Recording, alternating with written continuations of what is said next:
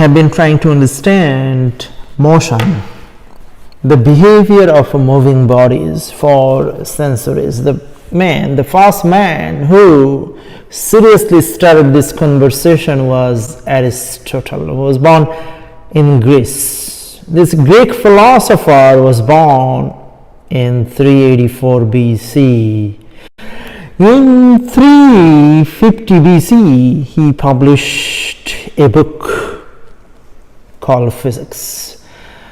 He described in his book the behavior of moving bodies. For example, when a body rolls on a horizontal surface, it slows down, and Aristotle described or explained it slow down because it gets tired.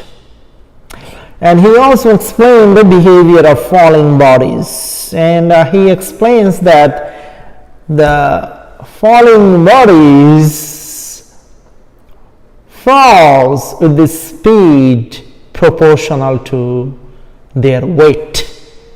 Of course, this understanding, somewhat false understanding, but it took mankind more than 1900 years to prove that the Aristotelian physics is fundamentally wrong, that objects in motion do not stop just because they get tired, that falling body do not fall with the speed proportional to their weight. So it took human over 1900 years. The first human who proved Aristotle wrong was Galileo. And another person who kind of helped us further our understanding, advance our understanding, was Sir Isaac Newton. Sometimes God behaved in a very mysterious and exciting way. The God filled the vacuum created by the death of Galileo by giving the birth of Sir Isaac Newton. Today our heroes, not Aristotle, but today our heroes are Galileo and Sir Isaac Newton. So let's start our conversation. We're going to start our conversation with reference frame, and then I'm going to help you understand few other things. The direction, the scalar and vector quantities. Then I'm going to talk about speed versus velocity. Then I'm going to talk about acceleration. It started with reference frame. When we talk about reference frame, we are talking about measurement. We need reference frame we have to state our reference frame to start the measurement. If you do not have reference frame, you cannot measure anything. So reference frame are like a geometric axis who is from where you can start the measurement. What do I mean? Let me give you an example to help you understand what I mean. If I do, right, Mary's height is 1.7 meter. What's wrong with this information?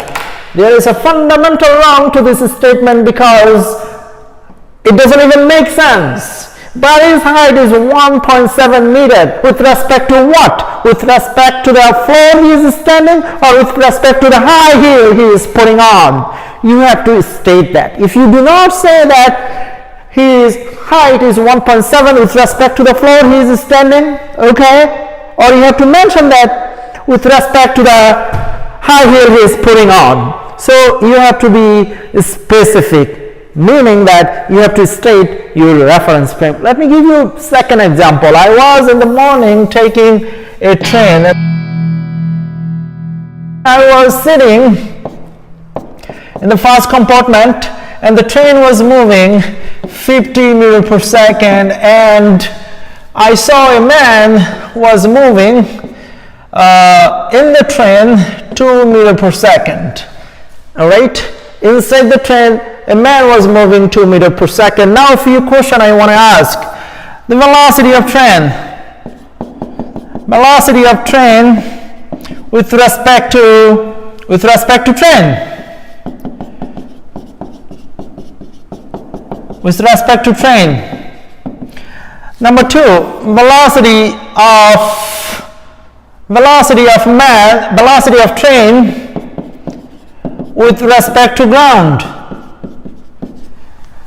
Number 3, velocity of man with respect to train.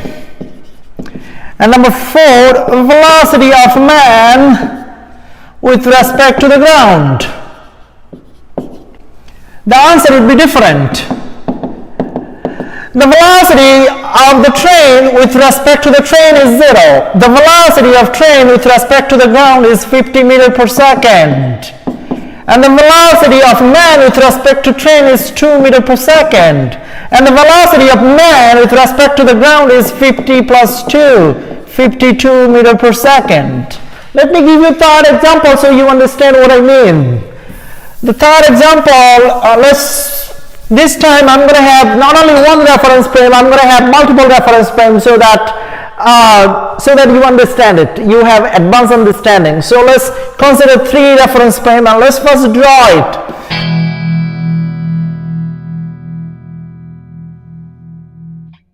$50 meters per second, and the plane is moving this way 250 meters per second. 250 meters per second. All right, this is the information.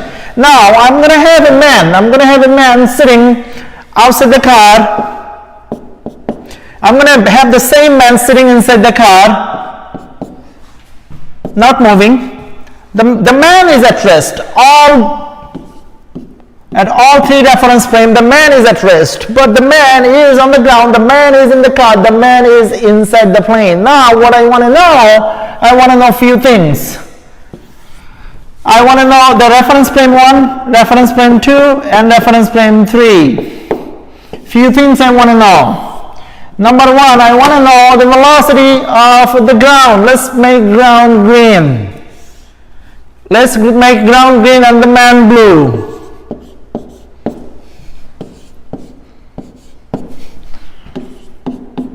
Alright, the ground is green. So the ground is green. Oh, the ground is green. Alright, ground is green. Okay. Because we're going to make ground moving soon. So ground is green. So what is the velocity of ground with respect to the man? The ground is stationary and man is stationary. So the ground is stationary, man is stationary. So the velocity of the ground with respect to the man has to be 0. Okay, so let's do one more thing, the velocity of the car and the velocity of the plane. So now we are doing right here. We are trying to understand when he take out his ruler and his measurement instrument, how he perceived the car moving. He perceived the car moving 50 meters per second to the west, and he also perceived the plane moving 250 meters per second. The scenario changed right here. Now we are right here. Now he is inside the car. He is sitting inside the car. Velocity of the ground. The velocity of the ground with respect to him, or with respect to the car, or with respect to him. So the velocity of the ground with respect to him, he is in the car. So velocity of the ground with respect to him, of course, is 50 meters per second. 50 meters per second. But 50 meters per second to where? To the east. East, because he perceived that everything is moving at opposite direction. Trees, cows on the field, moving away, moving to the opposite direction. Okay, now what is the velocity of the car with respect to him?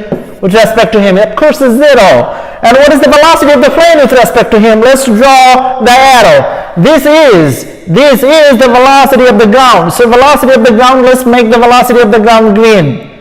The velocity of the ground green.